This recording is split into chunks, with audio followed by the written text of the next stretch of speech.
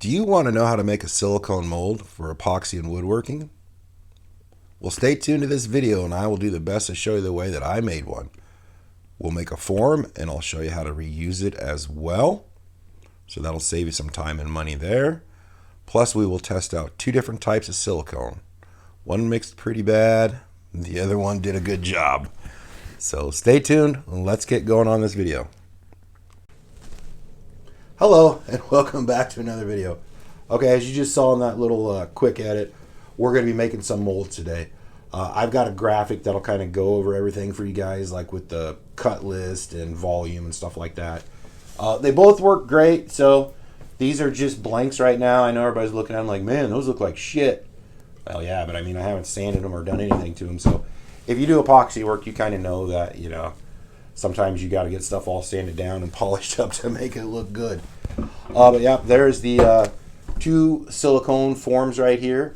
One of them we tried Nick Pro in, and the other one we tried Shore resin. Both silicones. Okay, I don't want anybody to get this confused with a epoxy video, like pouring epoxy. I mean, we do in the video, but yeah.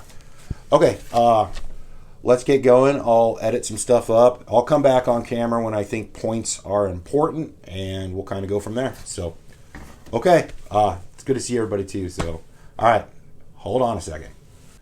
Okay, so this is the project, and I know, like I said, these look like crap right now.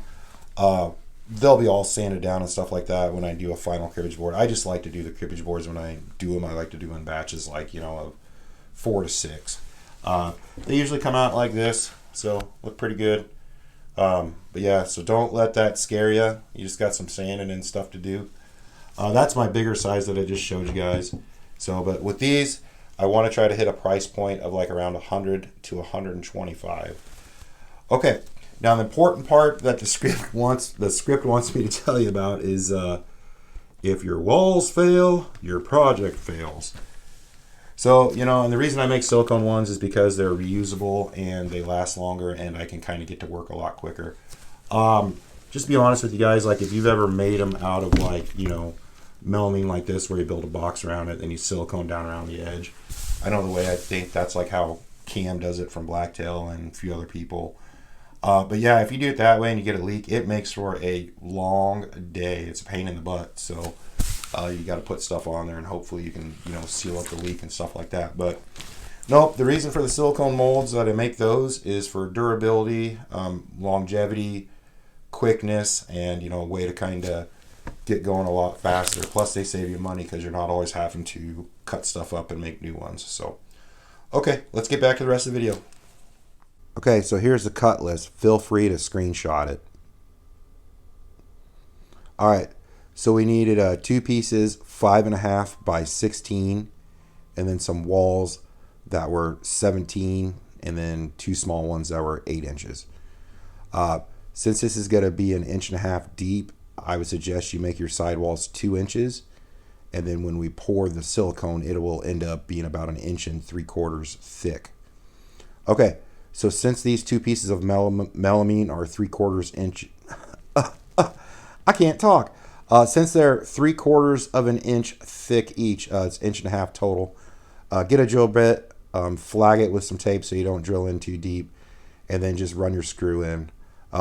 Doesn't really matter like where you put them at. I try to stay away from the edges so it doesn't crack it or anything like that. And then also make sure you countersink these. That's a big thing because when you put it on the other board, you don't want it to have anything that would disrupt it, so the silicone would flow underneath of it.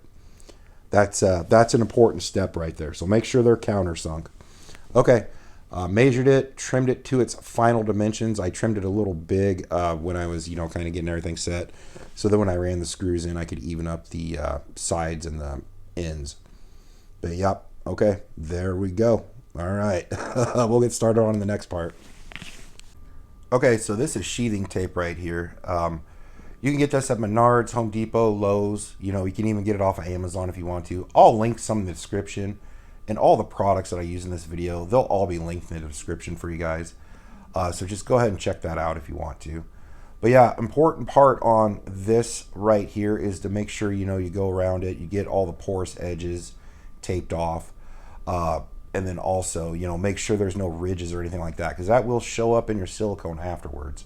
The reason I don't use just a melamine bottom is because it will pull off nicer if it's a slicker finish.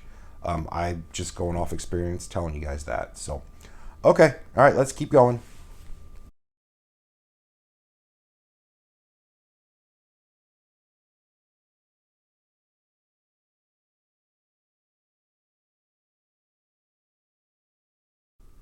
Okay, so this part right here, what we're going to do is we're going to attach a base to that block. You want the melamine side down. You want it about as square as you can get it. And then you're just going to pre-drill some holes and then run some screws right into it. You just want to make sure the thing lays flat and that there's no gaps at the bottom that the silicone can kind of, run underneath of it at. So pretty simple, not too hard, but that's one of the steps.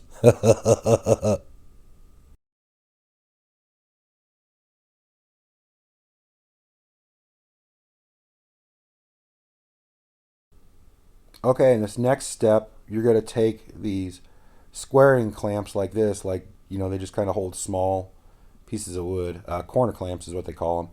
And then I just use those and I hold them in place with the corner clamps. And then I take some stuff that's cut at about a ½ inch thick and then shim it out so I know I'm square all the way around. That's just what I do. So that's a method that works for me and it's worked on all of them. So I stick with it. Okay. Okay, now it's time to hot glue your seams.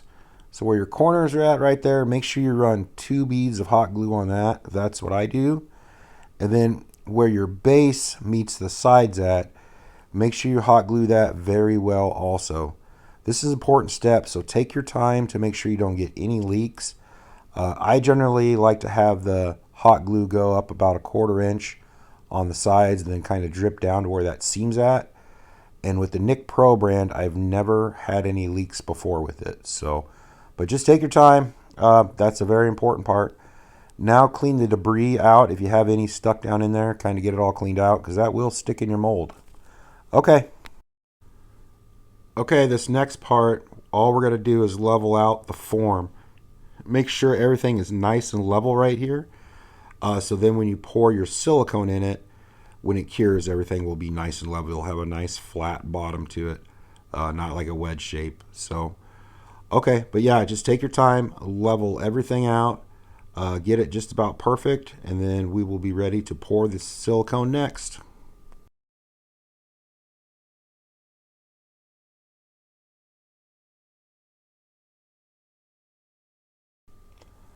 Okay, so here's the next step. We're mixing up the Nick Pro brand. To be honest, this was a little bit older silicone I'd had sitting around for a while. I didn't think it was going to be this clumpy like this. Didn't mix all that well, but I figured, you know what, let's give it a shot and see if it sets up. So I just kind of kept on going through the process. Mixed up equal halves up to 36 ounces, so 18 ounces of each. Then I just mixed it, made sure I scraped my sides, scraped the bottom, rotated the cup around so I could make sure I got the sides very, very well. And I mixed it for about 5 or 6 minutes. That's just what I did. That's what I've been doing on these. It seems to work good. So here I go, and I pour, and I let the sides kind of fill up first. Let it kind of level out, check my stuff, check for leaks. Pour a little bit more, and then I just, kind of finish it off. Tip right here, too, when you're checking it all over, grab a toothpick and then look at your sides and just kind of eyeball it. Make sure you look like you've got a ½ inch, still from the top. And then, stick a toothpick in it and then make sure it looks like it's like equal lengths on the toothpick when you're sticking it into the silicone. So that's just something I've done and it's worked good for me. Okay, the next step of deconstructing the mold, if you use 99% alcohol and you spray it all around the hot glue and you take your time with a kind of a dollar chisel, you can scrape up all that hot glue and then just kind of, pull it off the sides of the silicone. That's how we end up reusing these sides in the next part of the video. It'll be coming up here shortly. But yeah, just take your time here and get all that stuff to pry off. And then once you do, you'll be okay and you'll be able to reuse those. So just be really careful with it. Okay, and now that you've taken your time and gotten off all the hot glue, spray some more alcohol in between the silicone and the sidewalls, and just use your hands and your thumbs and just kind of push off on them. You know, just take your time with it. If you did get a little leak in between the two in the corners, just take a razor knife and cut it. You know, nothing special. Just make sure you don't cut into your mold. And then right here, let it kind of get underneath of it and run a stick underneath of it, and then just start peeling it up nice and slow and flip it over. Boom, there we got our first mold. Okay, so a lot of this is rinse and repeat. So I've got it clamped up already. I'm reusing the old sides. The shims are in there to make sure it's square. Just hot gluing around it right now, making sure that, you know, it's all nice and sealed up. I don't think I did that good a job because the hot glue gun was acting weird. Then I noticed that the button was off. So that might be what pertains to what's coming up. Okay, so I mixed up 36 ounces of this Shore resin brand silicone. It mixed up a lot better than the Nick Pro, and I'll tell you with experience, this stuff is a lot thinner than the Nick Pro when it's mixed up too. Came out a lot more translucent on the mold as well.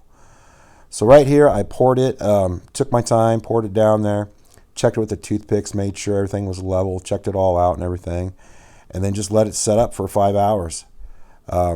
You know, came back the next day expecting, you know, no problems to be able to demold this thing, and oh no, I had a leak. It wasn't too bad of a leak, but a leak nonetheless. So it's either an error at the hot glue gun or that stuff's too thin, and I've got more, so I'm going to check it again.